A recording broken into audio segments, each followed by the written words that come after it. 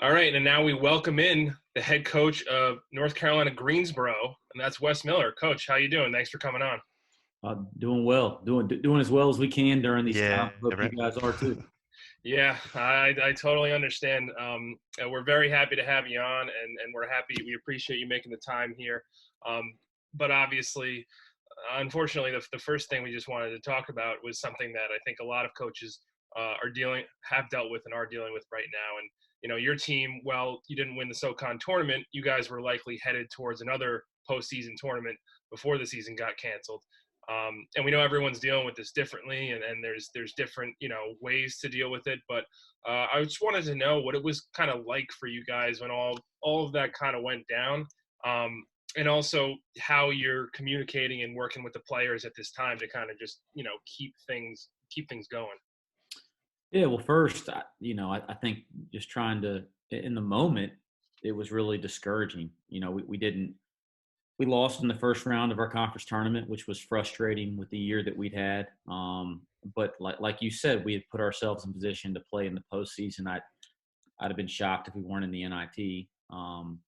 So I think we kind of came back from the conference tournament in Nashville, and we're spending the early part of that week practicing, trying to get like a bad taste out of your mouth, right? And I've had a team over the last handful of years that's really responded, and so I think we were looking forward to responding, and then at the last second there, they canceled the season. We were actually going to go into practice, and about 2 hours before practice starts, we kind of realized that where this was headed. So it all happened so quickly, and it was really discouraging. But I think as days went on and you saw how serious this virus was and it became this global pandemic, you really put things in perspective, right? Basketball is just not as important. So I think initially it was really discouraging and kind of surreal, as I'm sure it was for so many programs out there. But I think as time wore on, we really just put it in perspective that there's a lot of things that are more serious out there than college basketball.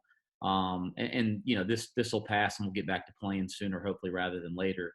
As far as what we've done, kind of since we've been quarantining, we've been getting together probably like most programs once a week. We get together every Sunday night at 6:30 as a staff. I have a leadership group that meets at 6 o'clock before that.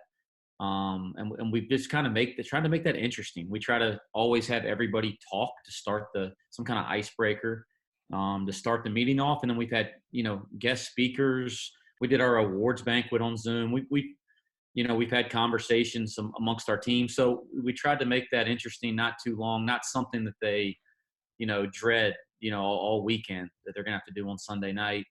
And then we've really just tried to interact as much one-on-one with our players during the week as possible, whether it's Zoom or FaceTime, taking advantage of the ability to teach, watching film. Our video guy, Tom Tankowitz, has done an unbelievable job of making edits and trying to make the most out of the circumstances we have. So I don't know if that answers your question in a nutshell, but we don't love the situation. I'm ready to go back and coach. I'm sick of sitting in this house and doing things over Zoom, but I think we tried to make the most of the circumstances as well. Yeah, that's actually that's a good insight because I mean I agree. I would say most people agree that they're pretty ready to go back. But I think a lot of different jobs and industries, at the very least, for those that are not super directly affected by it, you're able to kind of take the moment and maybe step back and focus on some things you normally aren't able to. And in terms of focusing on the team, that's great. And obviously something that I think will kind of like play forward to next year. So you're still you're one of the youngest head coaches in all of college basketball. But even more than that, you started your coaching career almost immediately after you graduated from North Carolina, and you became the head coach at Greensboro before you turned 30. That's not a path that a lot of coaches tend to follow. So I'm curious, how did that all happen so fast, and how long did you kind of know you wanted to be a coach? Well, first off, I was just really fortunate. I think that's the first thing. I've been really fortunate and really blessed and pretty lucky to get some of the opportunities that I've gotten. And so I kind of put that in perspective first. But, I knew I wanted to coach at a really young age. I think fell in love with the game before as long as I can remember, I've been in love with the game of basketball. I loved playing, and I knew that playing would end at some point. So as a young kid, I don't know, 8, 9, 10, 11, 12, if you'd have asked me, what do you want to do when you grow up? I'd say play professional basketball and then coach when I'm done. And so and that kind of never changed. When I went to college and I chose to go to North Carolina, I think one of the defining parts of that decision was trying to think beyond college. And I knew I wanted to coach college basketball at that point. And that's one of the reasons that I went to play for Coach Williams, because I wanted to be a part of that and learn from him. So I knew I wanted to coach at a really early age, so much so that I made some of the strategic decisions in my life to set myself up to do so. I played 1 year professionally in England. It realized that wasn't going to last very long or be a lucrative career for me. And so I came and I jumped right back into it after my first year out of college, and was really lucky. Ernie Nestor gave me my first chance at Elon. I kind of saw, a different side of college basketball that year. We were fired like 8 months after I took the job. Scott Cherry gave me a chance at High Point. Mike DeMint gave me a chance at UNCG. And then I found myself in an interim position here in my second year as an assistant at UNCG. And we kind of caught lightning in a bottle. And I think we won 9 of 10 at one point, 7 in a row at one point in the league. And I kind of forced to get the job. I got real fortunate that I had a team that won a bunch of close games. So, listen, number one, I've been lucky. But number two, you're right. I knew I wanted to do it right away, and I jumped in right away. So, Coach, you're young, but you've been doing this for quite a bit now. I think, what was this, your 9th season at UNCG as the head coach? So, this isn't something that you're necessarily new to, but, compared to the other, coaches that you're going up against in terms of competition and also just in terms of recruiting, over the years, do you think that your youth has been more of a challenge or more of an advantage when it comes to recruiting and coaching college basketball? Well, Young, I appreciate that, because, after 9 years as a head coach, I don't feel young anymore. In head coaching years, I'm old. I got plenty of gray hairs from coaching. But no, it's a really interesting question. I think it's been both. Early on, when I was the head coach at UNCG in those first couple of years, it was this great strength in recruiting at times, and this great strength and an ability to relate to the players, right? I mean, a lot of them had watched me play. I could still relate to them culturally and socially when I was in my 20s. And that was great in some ways. It hurt me in other ways, right? In a lack of experience, it hurt me in a lot of ways. So as I've kind of matured within my role and grown within my role, what I've tried to do is continue to take some of the good parts about being that young and that inexperienced, and that's to keep being able to relate to the guys. And the older I get, the more I have to work at that, right? To understand what makes them tick, or what they enjoy to talk about, and that type of thing. So I tried to continue to do that as I've gotten a little bit older, but then to kind of suppress the things with youth and inexperience that were probably detractors. And that's, maybe not understanding how to lead appropriately, or not being a good enough example myself on a day-to-day basis. So I've tried to grow a lot too. So I don't look at myself as young anymore, but I think you're right. Early on, there were some really big strengths to that and some really big weaknesses. Yeah, that kind of leads into my next question too, because your program's 104-34 in the last 4 seasons. So obviously, one of the powerhouses in mid-major basketball, but you're under 500 your first 5 seasons. So, going off of your response to my last question, I mean, what do you think has been the biggest takeaway from the first few seasons at UNCG, and how have you been able to turn that program around the way you have the past few years?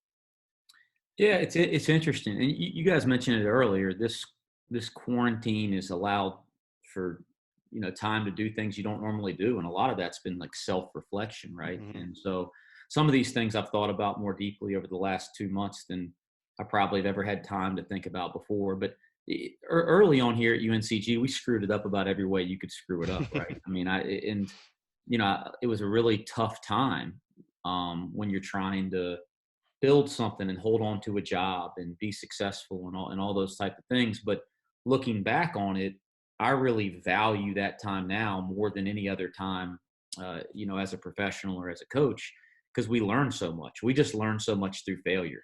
And when I say we screwed it up, we screwed it up in every way. trying to establish an identity, trying to live and work under a certain set of values. We didn't really know what we were doing, and we didn't really have a plan or purpose. And I think that led to chaos in some ways. Certainly, there's some things that we did really, really well, but obviously the results weren't there. It didn't take 5 years to really figure things out. I think it took more like 2 or 3. Mm-hmm. It just took till 5 or 6 years in to see the kind of results that we were looking for. So we screwed it up every way. I don't think we have it figured out completely now. I just think we have enough self-awareness to know that we haven't figured it out and that we just want to attack it and work at it every single day.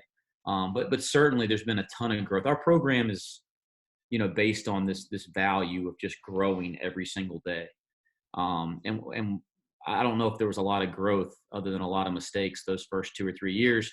But since then, I think we've been a program from the staff all the way down to the managers that tries to embrace this growth mentality on a day-to-day basis. And I think when you do that, you give yourself some chance for positive results. And we've been fortunate, like you said, over the last 4 years to have some really good results in the win-loss column.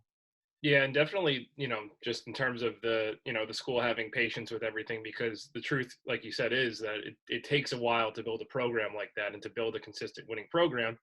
And there are times where coaches, they'll get the opportunity, it won't work for whatever reason, and they can sometimes be fired, a little too quickly. So definitely, kind of the UNC Greensboro as a whole, it's all really worked out. Let's shift on to the season that we just had.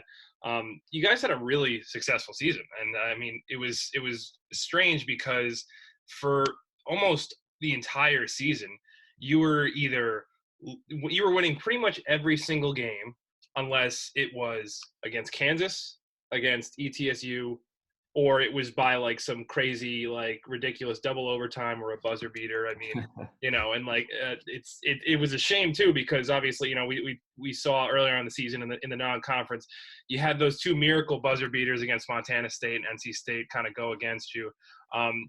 And obviously they were tough losses, because when you're in the SoCon, which, the league has gotten so much better over the past couple of years, there was definitely a time where, you guys throughout the season were fighting for an at-large bid. And so, when you lose a game to Montana State, or if you miss the opportunity to beat NC State, it can definitely kind of take some of the wind out of your sails. But I mean, you guys really bounced back really well after the Montana State one. You won 5 straight. One of those was at Georgetown. After NC State, you just won 2 back-to-back games against a Northern Kentucky team that did punch their bid to the tournament, and then a Vermont team that was probably on their way to winning the America East. So, what was your what was your strategy in terms of like talking to your team and helping them bounce back when there were certain losses like this? Yeah, well, I'm glad what you said. Listen, we thought that our win at Vermont was one of the best wins we've had in my tenure here as a head coach, or during my tenure here as a head coach. I mean, they don't lose at home. Go look at their home record over the last decade. They're a really good team. I mean, and it's a really tough place to play. And then this may have been their most gifted team, in years, right? And Anthony Lamb was a handful, but he was just the tip of the iceberg, because those were all juniors and seniors that had played in the NCAA tournament. And, they had high hopes coming into the year. So that was like a tremendous win. The win at Georgetown gets a lot more attention, but like Northern Kentucky, came into our place, that they end up winning their league. So, I mean, we felt like we had a really good non-conference run. And I think what you mentioned, I mean, we lost 2 games on shots, literally buzzer beaters from behind half court. And, the Montana State one, we didn't feel like we played well that night. I thought those guys came into our gym and played great and beat us. But we were disappointed with how we played. Our guys really responded to that.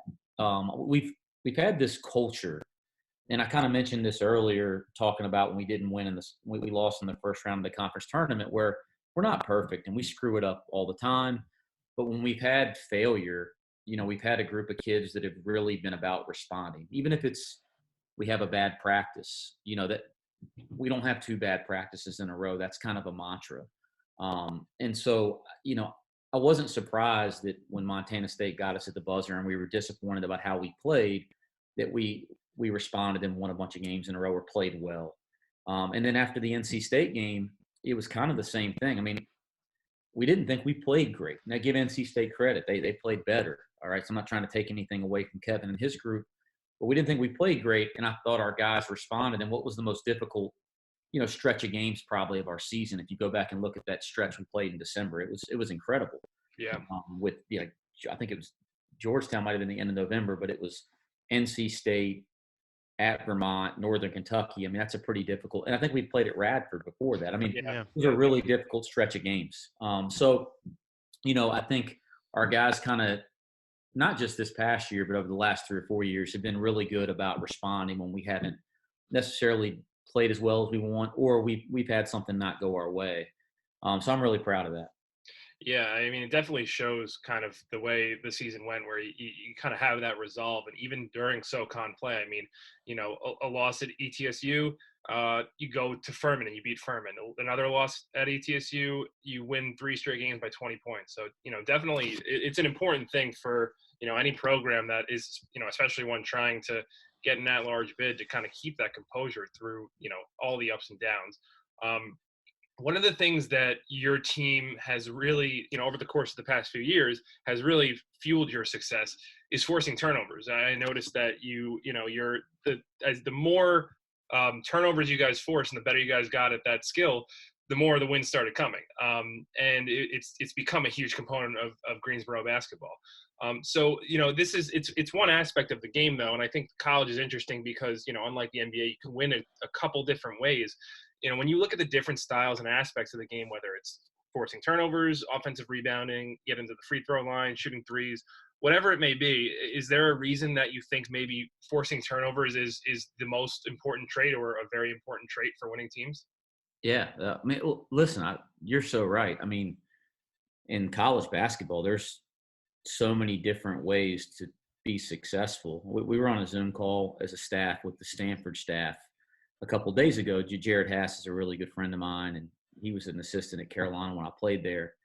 And they were like the 7th ranked team in the nation in KenPom defensive efficiency this year. So we're talking to them about it, and they were talking about how they didn't ever go to the offensive board because they were always concerned about being set in transition defense, right? So no offensive rebounding responsibilities, and I'm exaggerating a bit. Crazy about having their defense set every possession, keeping everything in front of them, limiting their rotations defensively. And they're the 7th ranked team defensively in the nation. We couldn't be farther from that. I mean, we're 2 ends of the extreme, right? Where we're gonna press on every possession. We're gonna send 4 or 5 people to the board at times. We're gonna put ourselves in some precarious situations in transition D. So my point is that those are 2 totally different ways to approach it. But if you look at our defensive numbers, maybe they're not as impressive as theirs, but I mean, we're pretty proud of where we are defensively in the scheme of college basketball. So there's so many different ways to do it. I think with how we do things here defensively, it starts with how we recruit. The parts fit the whole. And I think we've tried to think really strategically about everything we do here, that it all fits together. So we're not just pressing and forcing turnovers and being aggressive in our half-court man because it's just something that I woke up thinking is, the thing that I want to do. We felt like our recruiting imprint, we could recruit guys that fit that style of play. And then we felt confident that we could coach that style of play, right? And I think we have to coach to our personalities a little bit too. And it resonates a lot with me to not let people play offense the way they practice every day. So one of the things that, I don't like, for example, my first couple of years, we would do a lot of pack line stuff and we were really passive. And a lot of the times just kind of felt like we were at the offense's whim, like they could do anything they wanted and we'd be in great position and we'd just get worn down over the course of a game. So we really like the idea here of, kind of having some presence and some teeth about what we do defensively and frustrating the opponent. So I think all those things kind of go into where we've gotten to, where we press. We obviously, try to be really active defensively and get our hands on a lot of things. And ultimately try to set a tone on a defensive possession. So yeah, we're really proud of I think we led the nation in turnover margin this year. And I haven't looked at the final KenPom stats, but I think in turnover percentage, we were in like the top 20 all year. Steal percentage, top 20 all year. So I think they have a new or dead ball steal percentage. Like I think we were ranked really high in all those categories. And we're proud of that because we value that stuff, and not just how we play, but how we recruit here. Yeah, and for the record, you were 4th in the entire nation in forcing turnovers, 8th in steal percentage, and then that non-steal turnover percentage you were talking about, you were 13th. So yeah, it very much resonates, with kind of the identity of your team, and like you said, something that makes a lot of opposing teams very uncomfortable. So unfortunately, I know you guys have a few seniors graduating this year. Malik Massey, Kieran Galloway, James Dickey, but luckily there's enough coming back to where you're set up for another really good season at Greensboro. And I think you guys have kind of built a program now to where, regardless, you're going to be a team to be reckoned with. But there's still very clearly a lot of talent there. For another kind of, run at the SoCon title. And obviously that conversation begins and ends with Isaiah Miller, a guy who, was a, conference player of the year candidate last year, caliber player last year. And he's coming back and going to do the same exact thing. So, what does Isaiah really bring to your team as a leader that other players might not? And I'm also curious to know, is there a guy you kind of expect to break out next season and maybe step into one of the voids of the graduating seniors?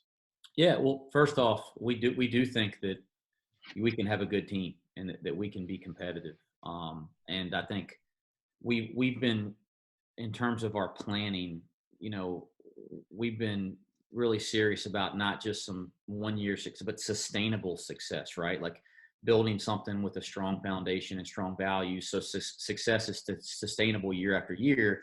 And I think one thing we're really proud of is it's been a long time since a freshman has had like a major role in our program. Now, Keyshawn Langley was the freshman of the year in the conference last year, but he came off the bench and played 20 minutes a game. Isaiah Miller had a great freshman year, but he came off the bench and played 18, 20 minutes a game. James Dickey, who just graduated for me, I think started in February, but didn't start until February. And those are the guys that have had the best freshman years in the last 5 years for our program, which goes to show you that freshmen haven't had a lot of success. And I don't think it's because we haven't recruited well. I just think that the older guys have developed. They've been really committed. They're just further along than anybody that comes in as a freshman. And then the freshmen that come in don't run away. At least they haven't. When they haven't gotten what they wanted right away, they've dug in and worked and kind of believed in us and believed in our process. And so when guys graduate, other guys are ready to step in. And you talk about Isaiah. Listen, he's not 100% back yet. He's still in the NBA draft. And he's retained his eligibility. I do believe that if he's got his head in the right place, his mother has her head in the right place. He's got a great family environment. So if it's not the right thing, he'll come back to school. But I keep telling everybody, if I had a chance to draft somebody, I'd draft him. So it wouldn't surprise me if somebody comes up and says, hey, we're going to take you, and he stays in the draft. I do believe he's that good. But like you said, all signs point to that's not the case today, and that he'll be back. Whether or not he comes back, we still think we got a chance to be really competitive. Certainly, we get a lot more competitive with Isaiah Miller out there again. There's no doubt about that. And I think he's taken a huge jump every year he's been here. I think he'll take an even bigger jump if he's back in college again next year. And just in terms of playmaking and understanding how to manage the game. And I do think he could be the best player defensively at his position in all of college basketball. So excited about that. And you mentioned guys. We have a host of guys that have the opportunity to step up. It's going to be a lot of fun to see which one that is. I mean, Mohammed Abdul-Salam and Caleb Hunter and Angelo Allegri, they're going to be upperclassmen in our program that have already played significant minutes and had significant roles. They're going to have opportunities to step into even bigger roles. Keyshawn and Kobe Langley, we recruited them thinking they were the future of our program in the backcourt. Keyshawn was the freshman of the year. Kobe dealt with injuries most of the year, but we think after a year under their belt, they're ready to take on, major steps forward in terms of their roles on the floor. and I can like just keep going down the line with our whole roster. But we do think the guys that have been in our program are ready to take a significant step forward. And then we really like our freshman class. I mean, Jared Hensley, I think the Rivals had him in their top 150 in the country, which is the first person we ever had ranked in any national ranking, that we've recruited here. And we think he's not just a special talent, but has a special type of mindset and mentality. And AJ McGinnis, who hasn't gotten a lot of national attention, maybe the best shooter I've ever recruited, and Francis Alonso was a pretty good one here. He's playing in the ACB in Spain now. And AJ may shoot it better than him at this stage. And then Hayden Koval, who we hope can get some immediate eligibility, gives us some incredible depth at 7'1" and experience. I think he led the nation in shot blocking last year at Central Arkansas. So we're really excited about the guys that are going to be stepping into new roles that have already been in our program. And I could talk about everybody. And then some of the guys coming in as well. So this should be a really deep, talented team. And we do think we have a chance to be really good. All right, Coach. So we have you're obviously, feeling good about your team this year. Steve Forbes is gone. Jordan Lyons is gone from the conference, but ETSU and Furman are probably still going to be there at the top. We want a little bit of a preview from you for the SoCon looking into this season. Where do you see your team stacking up against those guys at the top? Do you see any others kind of challenging at the top? Just how do you see the SoCon breaking out this year as a whole? Yeah, Joe, you're probably looking at it the way that I don't. I don't do a lot of speculating. Okay. For me, I do like our team. I do like our roster. I do think that we have an opportunity to have good results next year, but we got to go do the work, and that's what we're talking about as a team every week in our individual meetings. Just you want to have the opportunity to be good with the pieces you have. We got that. We got high character guys that are committed. But can we put it together? Will we do the work together to be a great team? I have no idea. I hope so, and I'm going to do everything I can to make it happen. In terms of the league, listen, it's an incredible league.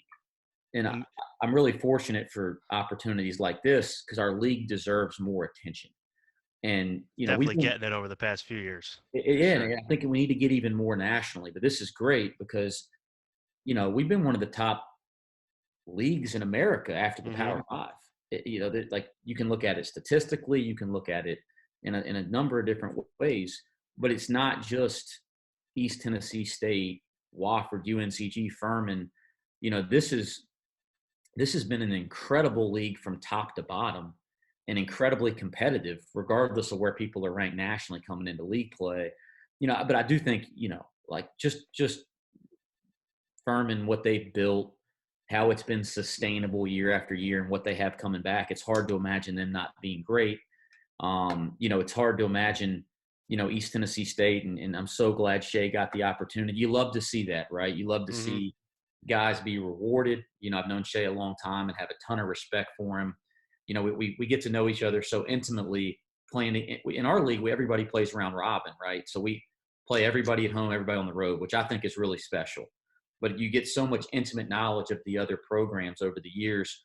And Shea's been over there calling plays for Steve, for 5 or 6 years and calling the defense for Steve. So he's already been coaching a ton. So it's neat to see a guy that was such a big part of their success be rewarded and get the head job. You think they'll just kind of keep it rolling, right, with a decision like that. So you got to think they'll continue to be great. But I think what gets overshadowed is some of the other programs in our league. Like Jay McCauley did a great job in year one at Wofford. I think they'll keep it rolling and they'll be great and competitive. Mercer may have been the best team in our league over the last month of the season. Chattanooga, who beat us twice. And I kind of keep going down the list. Like, it's not going to just be the 2 or 3 teams or 4 teams that have been in the top the last 4 or 5 years. There's some other guys that are getting tired of kind of being in 4th, 5th, or 6th that are going to push this league really hard. And we saw that in the second half of league play. So I don't know who's going to be great. I just know it's going to be difficult. And I hope we have a chance when it's all said and done. Yeah, I mean, it's a great league. It's a really fun league. It's very competitive. Obviously, ever since kind of what Mike Young did at Wofford to, really maybe, put it on the map. And then obviously, Coach Forbes, who we had on the show years ago, has done an amazing job. You guys obviously Bob Ritchie at Furman. But I agree. I mean, I think like with what Greg Gary kind of did with a Mercer team that was banged up last year, and you saw Mark Prosser at Western Carolina and Western as well. Yeah. You know, just like two teams that are kind of like coming up and up. And I do agree that, you know, this league is going to be really, really tough. So just before we go, I just wanted to ask you one more question, and don't want to put you on the spot too much. So just, you know, obviously say whatever you feel comfortable saying, but Couldn't think you were going to get out of here without a UNC question, right? It's something that, you know, has been talked about in circles, the thought of, you know, whenever Roy Williams does step down at UNC, that perhaps you would maybe be the one to take his place. So obviously you're very focused on Greensboro right now, doing your own thing. I know it's not something that's, you know, really even in the works, but, you know, if something like that, and if an opportunity like that would come along, just give me like a couple words on how that might make you feel to maybe coach at a program like UNC and one that is your alma mater. Well, first, yeah, I mean, you hear questions in recruiting all the time now, and it makes me questions like this. Number one, you guys spend a lot more time thinking about it than I ever have. But, you know, like just to kind of, I'll come back and answer it directly, I promise. But, you know, we sit in front of recruits and parents over the last 2 years. And one of the things that keeps coming up is, you know, we love it. You know, this seems like the right fit, but we keep hearing that you're not going to be there. And, you know, that always makes me chuckle a little bit, because my first 2 or 3 years, we'd sit in those same meetings on those same couches, and we'd hear the same thing. We love it. We think this is the right fit, but we hear that you're not going to be there. And early on, it's because we heard you're going to get fired. And then, you know, later on, it was because we heard you're going to take another job. And so, you know, to me, it's like, well, you can't win. That question's coming either way, but I prefer the latter one. That means we might be actually doing something right, you know? So I guess my point is, and when it comes to the question you asked or anything like it, it might sound cliche, or it might sound like a PC answer. It's really not. I spend all my time thinking about getting better today. And I spend all my time thinking about helping our program get better today and helping our kids get better today. You know, I'm really happy here. I grew up here. I spent the majority of my life in the state of North Carolina. My family's in the state of North Carolina. I've always said this. My dream as a coach is to coach somewhere that can compete to win national championships. If you look at where we were in Greensboro or at UNCG, you know, a decade ago, and where we are now, we've been on a pretty cool trajectory forward. As long as that trajectory keeps going, man, I'm pretty excited about what we're doing here. If UNCG ever decides it doesn't want to take basketball seriously, or it's okay with plateauing, then I'll probably be pretty unhappy, you know. But right now, and you mentioned it earlier, I wouldn't even be here if we didn't have great leadership. I mean, our athletic director, Kim Record, our chancellor, Frank Gilliam, they're tremendous leaders. I love working for them, and they want basketball to continue going forward. And as I say to people all the time, why can't UNCG go to a Final Four? Why can't UNCG win a national championship? I realize there's a lot of things that have to happen between now and then. I'm not saying that's where we are, but the goal is to build it into something like that. And that may sound crazy to people, but that's how we really think. When you consider where the conference is compared to where the conference was, I mean, you're above where a lot of these mid-major schools that have you know come out of nowhere and went to a Final Four. So I think that the SoCon is definitely capable of producing at least a Final Four contender in the near future. Right. That's right. And so so that's how I think about where I am and what I'm doing, and I believe so much in what we're doing here. As far as those wild questions, man, Carolina's got a great coach, okay? and I don't want to say anything about him other than he's been like a mentor, a father figure, and so many special things to me. So when I think of somewhere like that, that's what I think of. I think of how special Roy Williams is to me and how special that program is to me because of my playing experience. But I don't think about all that crap. That sounds good for, you know, quarantine newspaper clipping. I don't think it's even worthy of a response. And I don't mean to jump on you guys, but I think it's I understand. I mean, I think I knew that, you know, something along those lines would come. I just wanted to ask. I'm not, you know, obviously we have to ask. It's our job. I'm not trying to get you there, but I do think obviously it comes with success, but I think your answer was pretty perfect. It's like, well, why can't we just, compete for a national title at Greensboro? And I don't see any reason why you can't either, with the trajectory, like Joe said, the conference is going on, with the trajectory you guys are going on. So, if anything, that's, a great takeaway is that, obviously every coach is kind of focused on where they're at and being in the moment, but ultimately you just want to win. And you're in a position right now where you guys win consistently. And it's just a matter of continuing to raise that level and raise that bar. And we're really excited to see that, happen on the court next year. I mean, trust me, we're two big mid-major guys here. We would love for you to stay at Greensboro, win a national title. And, that's all we care about. It was sad for us to see Coach Forbes go off to Wake Forest because, having leagues like, the SoCon, having a coach like him, it's really enjoyable. But we are really excited to see you guys next year. Obviously enjoyed watching you a lot this year, and, just hoping everything goes well. And, in terms of everything that's going on, and that, once we start to get back to normal, college basketball can really provide us that sense of normalcy. Well, thanks, guys. We have such great things going on in our league, and guys like you guys covering it is great for our league. And it's cool that you guys see what we've known for a while, that there's some great basketball that deserves more coverage. So I'm really appreciative of that. And you guys were sad to see Steve go. I was happy get his butt out. We've had great coaching across the board and great players and teams. So I really appreciate you guys covering us and covering our league. It's good for us. Yeah, absolutely. We do it because we enjoy doing it. Because I think there are a lot of stories, like yours that, like you said, don't get enough coverage. So thanks again for coming on with us, Coach. We really appreciate it. We look forward to watching you guys, like I said, again this season. And we're hoping for that Greensboro Final Four. Let's make it happen. Yeah. Thanks, Coach. Dream big, guys. All right. Good luck. Take care. Thanks.